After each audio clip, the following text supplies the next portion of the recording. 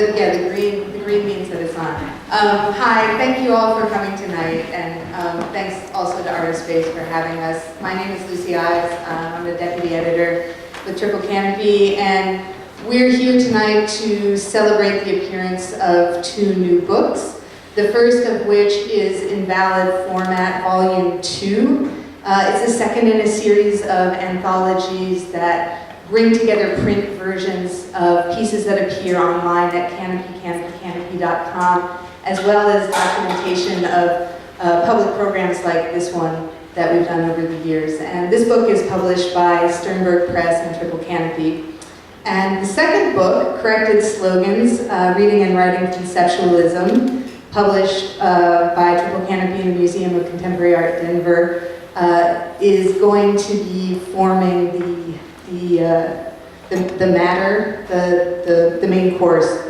Today we're going to hear a reading from it. And before that, Will Smith, who's standing right here, senior editor at Triple Canopy, is going to tell you a little bit about how this book came about and what you will find inside it.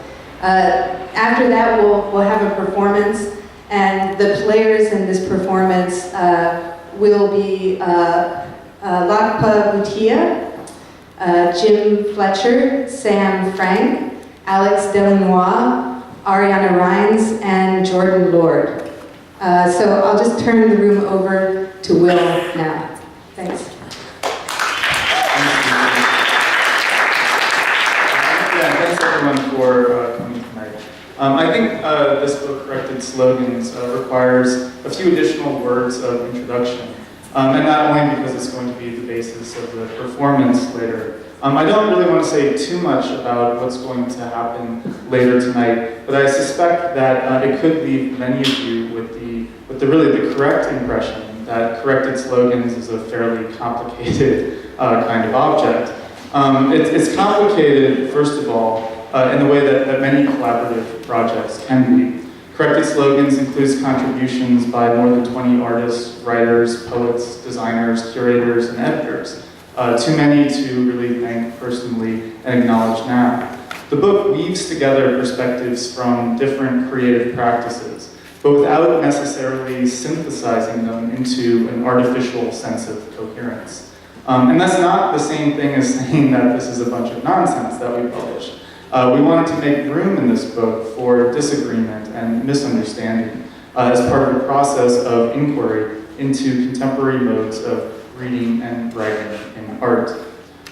Secondly, the book is complicated, I think, because it represents an attempt by Triple Canopy, an online magazine, to make a print publication that could be consistent with our work online. And we all know from hearing it again and again that print and the web are like natural enemies. But Corrected Slogans explores that tension. It looks like a book. We hope you read it like a book. And of course you can purchase it as you would a book. Yeah, don't just steal it like online stuff. But it also does some things that are unbook-like as well, and which might reflect some of the at least structural features of a networked publication.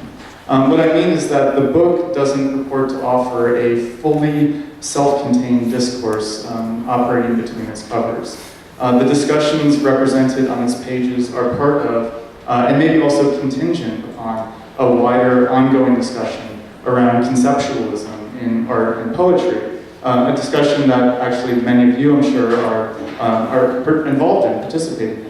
And one that is dispersed across other books, certainly, but also recently in museums, poetry readings, performances, and in the pages of critical journals. The immediate prompt, in fact, for our work on Corrected Slogans was an invitation that Triple Canopy received, I guess it's hard to believe, but I guess like 2 or more years ago, to participate in Postscript, Writing After Conceptual Art, an exhibition held at the Museum of Contemporary Art, Denver, and curated by Nora Burnett and Andrea Anderson. The exhibition, which is also going to be traveling to various other venues, considers how the legacy of conceptual art informs creative uses of language across disciplines today. Postscript examines how contemporary artists and poets are using language, not just as a means of expression, but as material in itself, something to be found, transcribed, translated, molded. Some of the poets featured in the exhibition, in particular, have embraced or even revived the term conceptual and conceptualism to describe what they do. Conceptual poetry, in that sense, makes use of historical strategies of conceptual art from the 1960s and 1970s, but also claims new relevance in relation to digital media and the forms of writing and comment to the web, where text is easily manipulated. So as part of Triple Canopy's contribution to Postscript, we hosted a series of seminars and symposia at our venue in Greenpoint. We asked artists and poets to reflect on these potential intersections between conceptual art, network technologies, and also different older literary and artistic traditions. These conversations were nuanced, at times like a little weird maybe, and in some places legitimately high-minded. We talked about philosophies of language, conceptual art, of course, theories of self, histories of the book. And although conceptual art is often taken as the epitome of obscurity in recent aesthetics, we also learned how conceptual strategies have become ingrained in our culture. There's plenty in the book about things like fashion, internet junk, memes, and there's even a really good part about rental cars. Exciting, urgent topics like rental cars. We always considered these public discussions to be part of a process of publishing. Edited transcripts, and this went hand in hand actually with some of our other contributions to Postscript, including an online magazine that was accessible through the galleries in Denver. Edited transcripts of our symposia formed the basis of corrected slogans. But we also wanted to use some of the conventions and resources particular to a book, footnotes and index, bibliographies, and new commissioned essay responses to expand and complicate the discussion that happened live in Greenpoint. You can see our editorial hand at work on every page. Lucy and I annotated the discussions with an extensive and some might say intrusive or overbearing set of footnotes that sometimes cross-reference a participant's statement, sometimes enlarge a comment, and sometimes question or even challenge a speaker.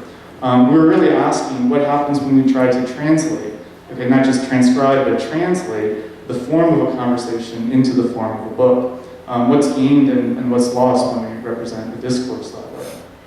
And asking those questions, I think we worried about what it means to publish in a way that echoed or resonated with maybe some of the ways that conceptual artists and poets worry about what it means to write and to make art.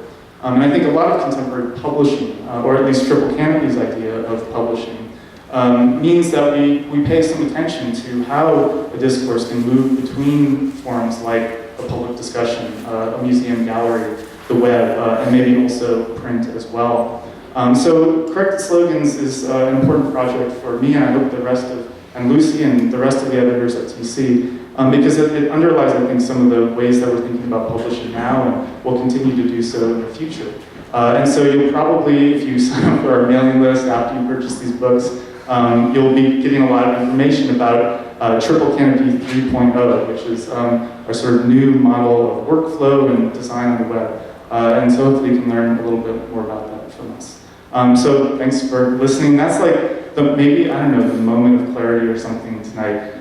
So please enjoy deeply the performance to follow. I really appreciate Jim Fletcher's work in particular on this. So without further ado, I'll get out of everyone's way.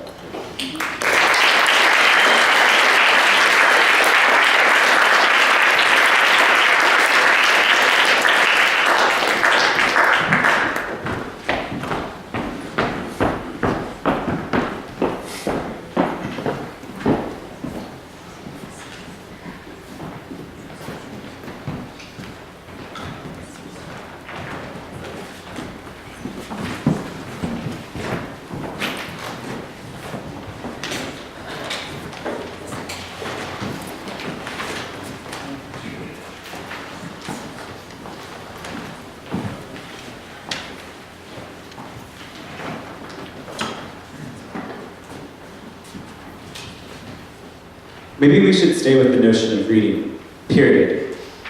The idea of a book is just so overwhelmingly complicated, whereas the idea of reading is more fundamental. The demand on us to read now is unbelievably intense. I feel exhausted with reading. With the demand for legibility, I'd be interested in talking about glancing as opposed to reading. De Kooning called himself a slipping glancer. And that's kind of how I read, like a slipping glance. Are you thinking about habits of reading or imagining reader who possesses certain habits of reading when you create new work? I think it depends a lot on the writer. Last night I was up very late thinking about this discussion and trying to compose something. I had 15 to 20 books spread around me. These beautiful charged objects that I was not reading, that I was glancing at. I was incorporating this fragmented, hyperactive tension that Rebecca is talking about, of not really reading and at the same time refusing my own need to just fucking read.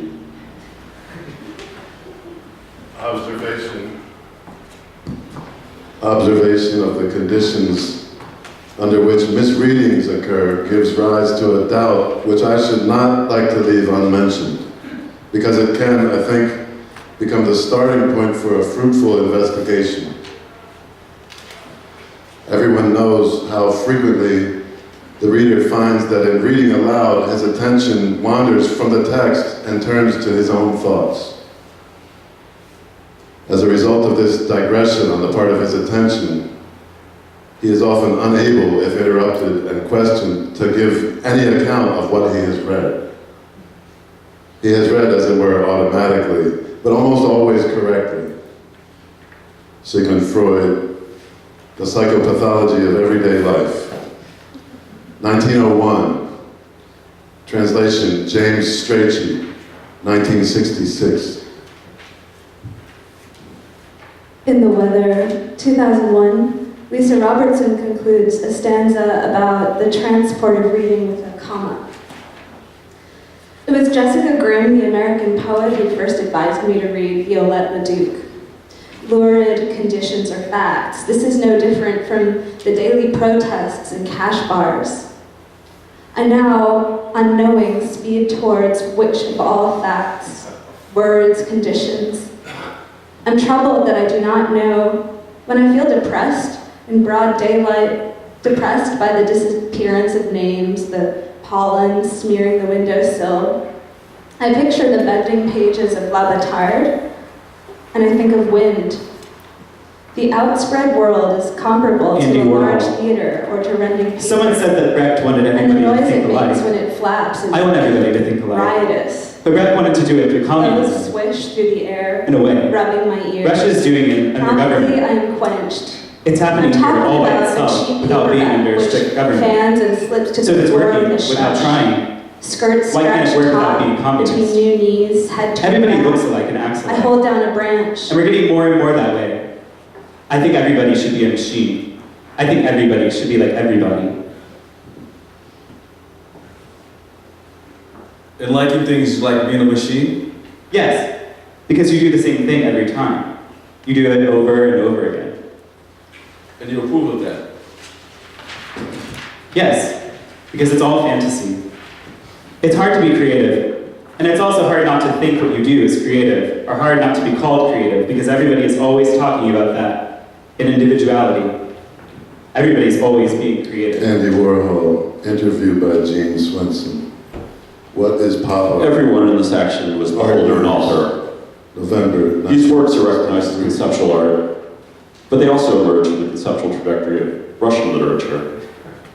Carms wrote a poem in the 1930s called The Meeting, which could actually serve as a summation of the work of collective actions.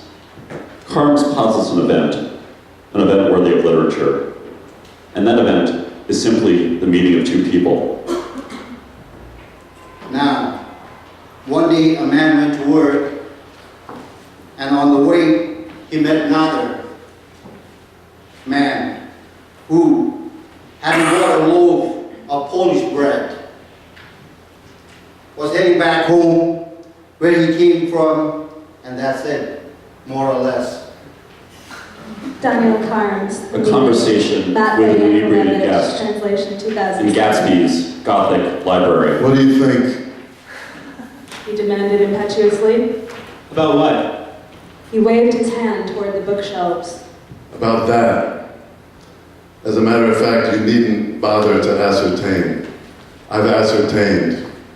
They're real. The books. He nodded. Absolutely real. Have pages and everything. I thought they'd be a nice durable cardboard. Matter of fact, they're absolutely real. Pages and... Here, let me show you. Taking our skepticism for granted, he rushed to the bookcases and returned with Volume 1 of the Stoddard Lectures. See? He cried triumphantly. It's a bona fide piece of printed matter. It fooled me. This fellow's a regular Belasco. It's a triumph. What thoroughness. When reading something, What realism. we make narrative no matter what. Knew when to stop, too. It's an experience of Didn't cut sequence. the pages. Whatever else happens, I noticed with this play Gats, which is every word of the Great Gatsby, we had no idea until we did it in front of an audience how funny it is. It was a revelation to everybody. We have read all of it, the Great Gatsby. So how could we miss the wit?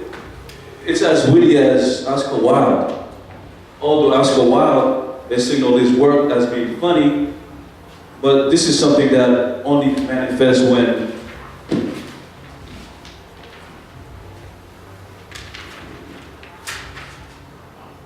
when it's read aloud. I heard Max Brunt said that when Cather used to read his work in Prague, people would piss themselves. It wasn't that funny.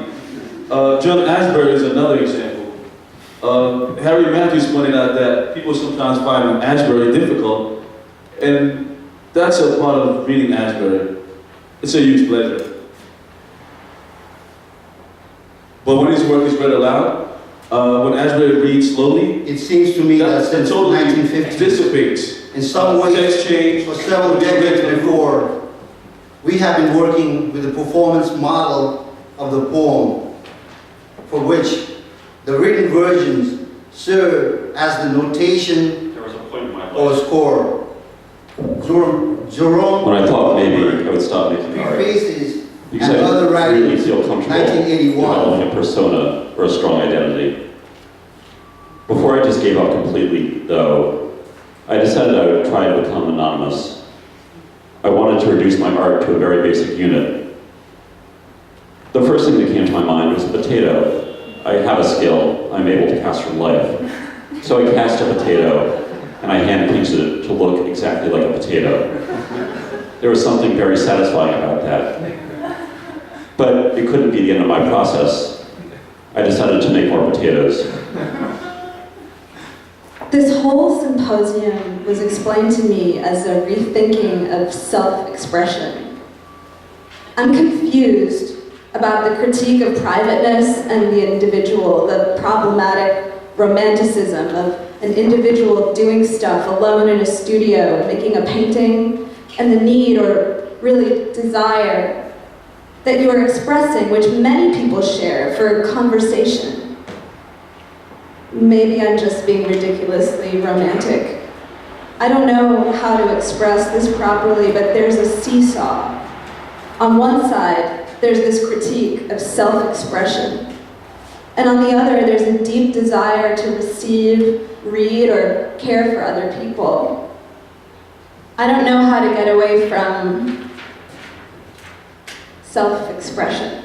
First-person expression in The lyric individual in the studio is related existentially sounds to the progressive context to of always the work poem collectively. as a whole. But to me, there's this problem of a Is the certain poem official culture It makes seeming to first-person stand in for expression collectivity. emerge in its individuality as it engages the reader in the eidetic task of the appearance of the you. The doubled I, authorial intention, the expression of the first-person voice in the text, encounters a doubled you, the reader's intention toward reception, the implied addressee in the text, Susan Stewart, poetry and the fate of the senses. 2002.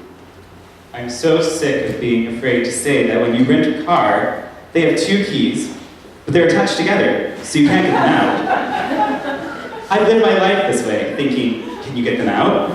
I mean, not attached together. Can you get them not attached together?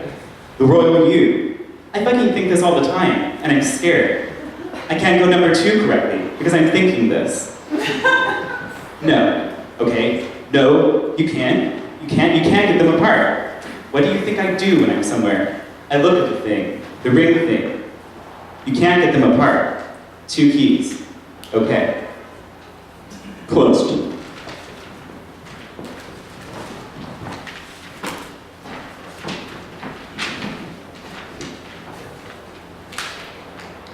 Art.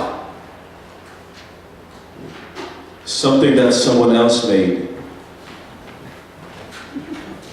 Leibnisches und geistiges Wesen. Man's physical and spiritual existence. People really exist, and people exist sort of. Dictum. Literary work.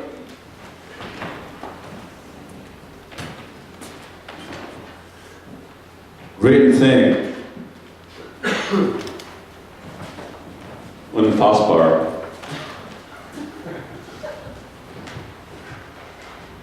If you're trying to like something that someone else made, don't think about what other people think about it.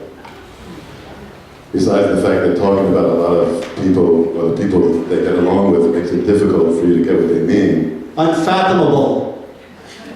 The idea of the perfect idea, that someone would get what that idea The thing means, that can be thought about. isn't helpful.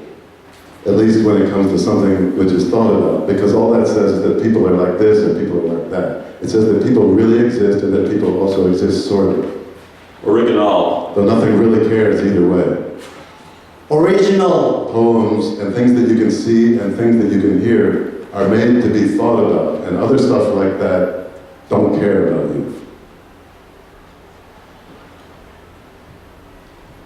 The thing was made. Are translations for people who don't get what they were before? I guess maybe a little, since it makes more sense then that where they are isn't where what's important to a lot of people comes from. Not to mention the fact that it makes more sense then that people keep talking about how things stay the same over and over.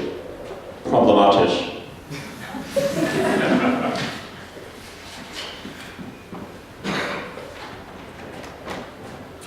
Translation is a way of doing Contingently. If you want to get why it's a way of doing things, then you have to think about how it started, since that's where the translation's reason that it has to be that way is. The translatability of it. Apodictisch. Whether or not something's translatable doesn't mean one thing. It Apodictically. means 2 things. One of them is that the right guy or gal for the job exists, A way that is and definitely the case. is the right guy or gal for everyone who's going to come across it. And the other It thing, shows you that you exist. which is the more important of the things, is that what's important to it is that it's made to be translated, and it wants to be so bad that it starts talking about how it wants someone to please do the important work of translating it. The way it's supposed to be is that the first thing that was asked can be told what to do only if things are right for it. But the second one can be told what to do in a way that is definitely the case because it shows you how it exists. God's. Maybe someone should, for example, talk about Remembrance. someone who existed or something that happened before time happened to it. What that God you doesn't can't forget. about, even if everyone else forgets about it. If that was the normal thing for that kind of person who existed, or that kind of thing that happened before time happened to it, was for it not to be able to be forgotten, that wouldn't mean that something's necessarily wrong, but only mean that there's something that people can't do. And probably also a thing that talked about a place where people can do that. Übersetzung. What God doesn't forget.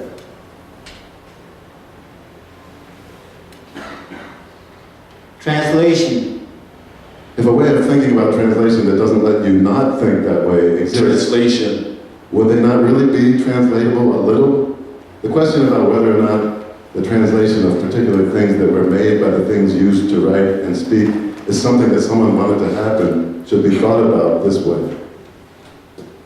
Because this is where you can think. If translation is a way of doing things, translatability has to be an important part of some things that were made.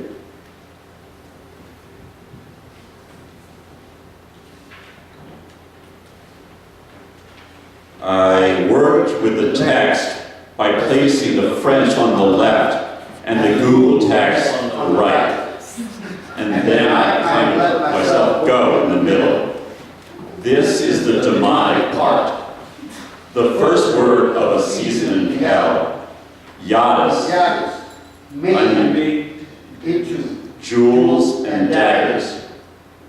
I like what comes out of the sounds. But more than that, I like that the sounds could evoke multiple registers of language. I let my brain open and wrote down what came out. So what, in your opinion, is the function of a translator? Is it to bring out the demonic elements of the text that are otherwise untranslatable? Very good, accurate translation is important. But for me, this work was about questioning this other thing that happens. What comes into your brain besides the literal meaning? Talking about the successfulness of the translation makes me very uncomfortable. Why?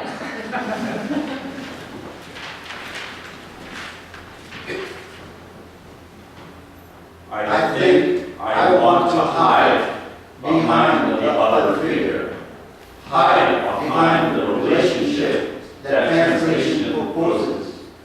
But there are also moments when my system breaks down and I just let myself say something. Aaron, could we talk about the translation method you use in the sore throat? I don't know that I think of either activity, translation or writing poetry, as hiding, but I know all about hiding. I know all about wanting to be invisible. That's something that I've explored in other areas of my life. The Sore Throat is two groups of poems. The vocabulary is based on a nervous habit, something that I've been doing for a little more than 20 years. I transcribe conversations, things I hear people say, things I say, and things I read, into a binary hand alphabet that a friend of mine invented. She and her friends tried to talk to each other in this way. Footnote 16, the voice of the earth. Sigh.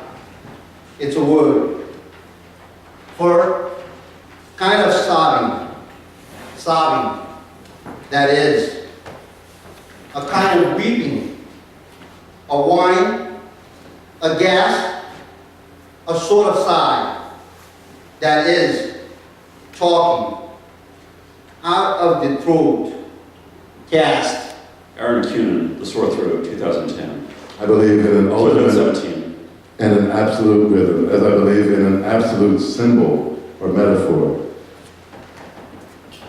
Ezra Pound, Introduction to Sonnets and Ballata, Guido Cavalcanti, 1912.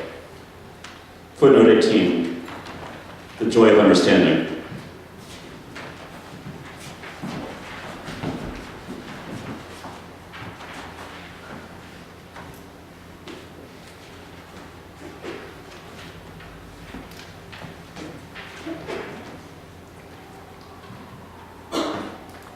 Come, sister, come. Do not keep us waiting any longer. We are strong enough. We are pure enough. Put aside those veils we still conceal from us, the last truth and the last happinesses. See, all my sisters are kneeling at your feet. You are our queen and our reward. light drawing her veils closer. Sisters, my beautiful sisters, I'm obeying my master.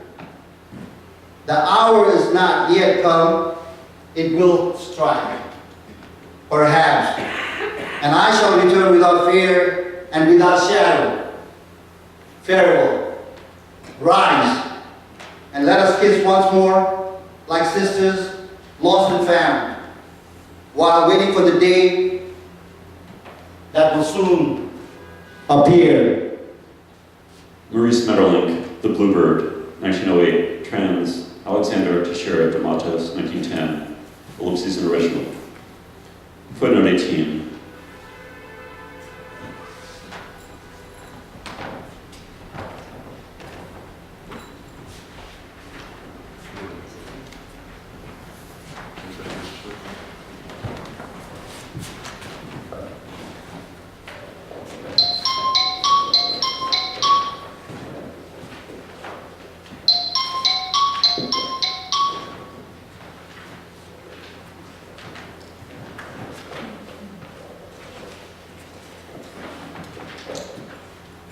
Is this an attempt to translate the untranslatable? If I say A has beautiful eyes, someone may ask me, what do you find beautiful about his eyes? And perhaps I shall reply, the almond shade, the long eyelashes, delicate lids. What do these eyes have in common with the Gothic church that I find beautiful too?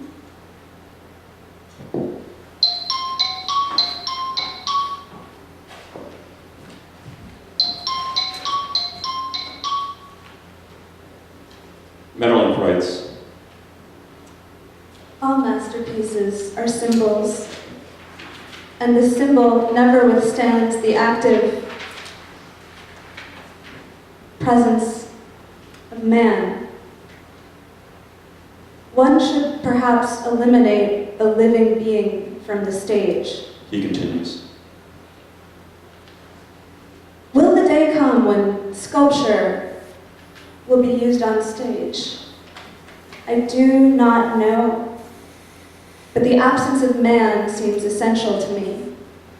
Whenever man penetrates a poem, the immense poem of his own presence snuffs out everything around him.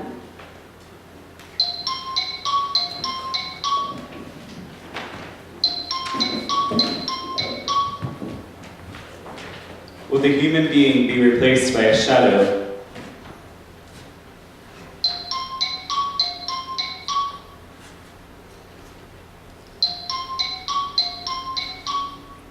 Again, an interesting moment of ambiguity occurred in the discussion here. I was convinced both you and Aaron used the term demonic. However, I believe that Aaron was actually saying demotic. Maybe you'd like to change this to demotic, or you could comment on the mistranslation of the term. You're totally right. I did say demonic. That is precisely what I meant. Actually, I had no awareness that Aaron was saying demotic.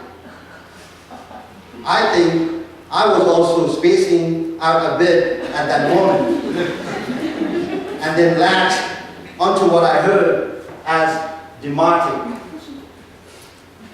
I noticed that Ken heard, quote, demonic, unquote, when I said, quote, demotic, and unquote, and I decided to let it go. I was spacing out, and the word demonic refocused me.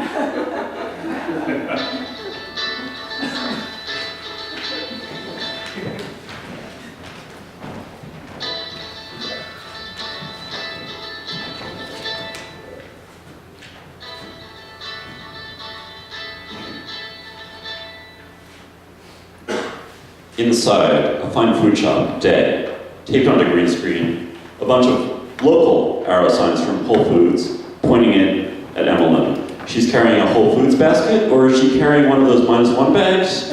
Inside the bag or shopping basket are some of those collapsible funnels that she pulls out and places within the specs, befuddled, setting the scene before starting to talk. Tracy and Ike. Tracy. I believe it was very nervous. Oh, she seemed real nervous. Tracy. Kitcher. I do not understand at all why you excite yourself in such a way. Tracy packs something into the purchase basket. Tracy. Kitcher.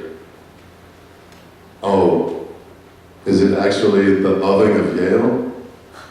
Tracy takes a bottle from the shelf and puts it into the basket. Tracy. I believe, however, that Yale likes it very much. Tracy. Cha. Thus, I does not know. Perhaps man is not at all made for only deep relationship. Perhaps, are rather intended humans to through live a set of relations different duration. Tracy and I extended the cash. The cashier takes her things from the basket. Tracy. Thus, such opinions nevertheless quite became outdated. That kind of thing's gone out of date. Tracy. Kitcher. You were nevertheless in the Second World War straight only.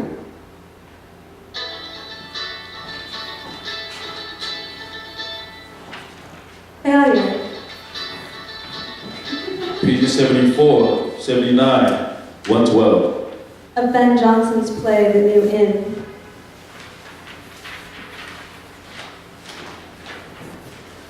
Interesting. Of international capitalism. 49. Linguistic. Fantasy.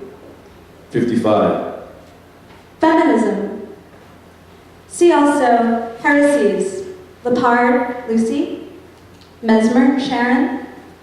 Piper, Adrian. Pussy Riot. Stillman, Amy. Stein, Gertrude. 127. Fend, Peter. 45. Fireman, Paul. 56. Fitterman, Robert. 233. Flark. Fletcher, 64. Angus. 74 to 75. Allegory, the 212 to theory of 213. a symbolic mode. 99. Fletcher, 35. Jim. 99. 135. Fragmentation 92 to 93. of experience. 96, 99. 64. Frank, Sam. 114 to 115. Franzen, Jonathan. 117. Freedom, 131 to 133. Freud. Sigmund, 149. the interpretation of dreams. 150. The psychopathology 36. of everyday life. Friends and artists, and car crashes and poetry, imaginary notoriety, peers, Saint-Tropez. See also eyes, language, 139. blue apples, 237. a fake watermelon, 240. red, crisp, 211. juicy, apple, fur, 65. furniture. 211. I also want to ask if there are terms you use in your criticism that emerge out of your poetry, Medved, and your artistic practice, Michael. Why historicize? And more specifically, why historicize aesthetic value? The spring. Now that the winter's gone, the earth hath lost her snow-white robes, and now no more the frost candies the grass, or casts an icy cream upon the silver lake or crystal stream. but the warm sun thaws the benumbed earth and makes it tender, gives a sacred birth to the dead swallow, wakes in hollow tree the drowsy cuckoo and the humble bee. Now do a choir of chirping minstrels bring in triumph to the world the youthful spring. The valleys, hills, and woods in rich array welcome the coming of the longed-for May. Now all things smile, only my love doth lower, nor hath the scalding noonday sun the power to melt that marble ice, which still doth hold her heart congealed and makes her pity cold. The ox, which lately did for shelter fly into the stall, doth now securely lie in open fields, and love no more is made by the fireside, but in the cooler shade. Amyntas now doth with his chloris sleep under a sycamore, and all things keep time with the season. Only she doth carry June in her eyes, in her heart January. Thomas Carey, 1640. Medved, are there different kinds of language you use as a critic? In distinction to the kind of language you use as a poet or artist? Michael, you say developing critical or descriptive language has been significant to you. How is such language distinct from the notion of the artist or writer's voice? Medved, earlier you were suggesting that poems can deploy critical strategies. I'd like to ask about the language you've developed in your work, in your own word.